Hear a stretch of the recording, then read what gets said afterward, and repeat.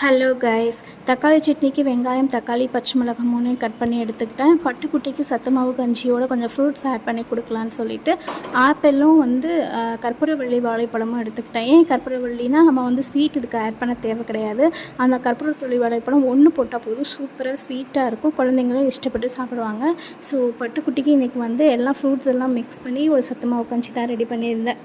பழைய ட்ரேஸ்லாம் கலெக்ட் பண்ணி வச்சுருந்தேன். இதை நீட்டாக கழுவி எடுத்துகிட்டு அதில் ஒரு 5 ஹோல்ஸ் வரைக்கும் நல்லா போட்டுட்டேன். வல்லாரைக்கீரை மார்க்கெட்லேருந்து வாங்கிட்டு வந்தாங்க. ஸோ அதை நடவு செய்யலான்னு சொல்லிட்டு இந்த ட்ரேஸை ரெடி பண்ணேன். இதுக்கு இந்த ட்ரேஸ் போதுமானது. வல்லாரைக்கீரையில் இந்த மாதிரி வேர் பகுதி தெரிகிற இடத்த மட்டும் இலையை மட்டும் சமைக்கிறதுக்கு எடுத்துகிட்டு இந்த தண்டு அந்த வேரோடு சேர்த்து எடுத்து கலெக்ட் பண்ணி வச்சுக்கிட்டேன். கூடவே ட்ரேஸில் மண்ணெல்லாம் போட்டு தண்ணி விட்டுட்டு அது வல்லாரைக்கீரை நடவும் செஞ்சேன். வீட்டில் இருந்து ஈஸியாக கீரைகள் எடுத்துக்கலாம். கீரைகள் வளர்ந்ததுக்கப்புறம் கண்டிப்பாக வீடியோ அப்லோட் பண்ணுறேன். வீடியோ பிடிச்சிருந்தா சப்ஸ்கிரைப் பண்ணுங்கள். வாழ்க வளமுடன்.